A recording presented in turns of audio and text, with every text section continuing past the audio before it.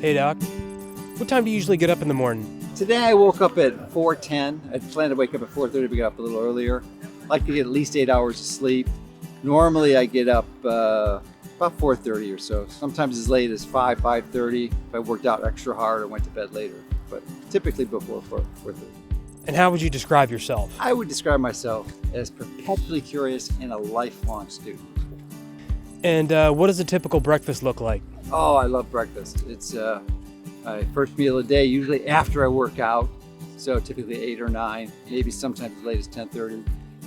Cauliflower, about 3 ounces, that I cook in an Instant Pot with 4 egg whites and about a third of a cup of cooked rice, along with a quarter pound of ground buffalo.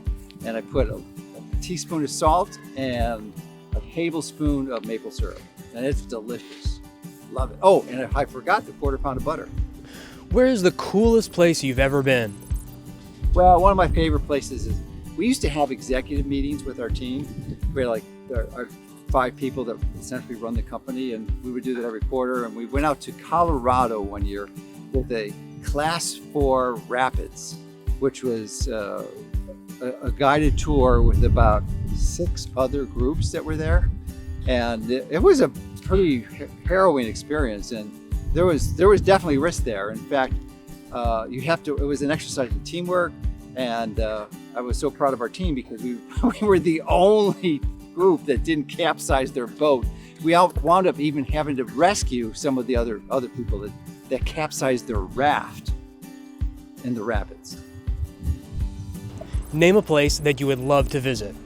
Okay. I would love to visit some of the national parks that I haven't been to. I've been to Yellowstone and Yosemite, but there's a few that I haven't. I'd like to connect with, and then Alaska as Denali National Park, of course, and see the wildlife in the summer. What are some of the best books or studies you've ever read?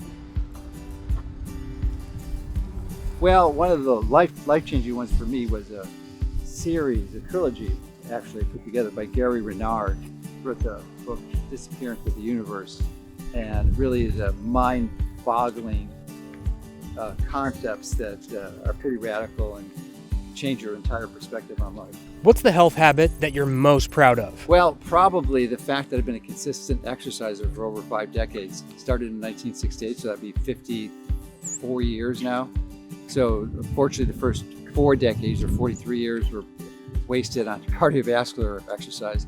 Then I've grown to appreciate the importance of resistance training, especially as you get older. So because both my parents died from frailty, so I'm committed to exercising lifelong and never develop that sarcopenia that took them prematurely. So, and I'm very proud that I've been able to, even at approaching 70, I've actually been able to regularly get personal records in some of the lifts that I'm doing. Name your favorite Mercola product of all time. Well, my favorite Mercola product is molecular hydrogen, because it's a selective antioxidant and causes your body to make its own antioxidants. And here's the key thing, it's why it's selective. It makes it when it needs it. So if your body doesn't need it, you're not going to get unnecessary antioxidants, which could actually be counterproductive, because we do need some free radicals to optimize our biology.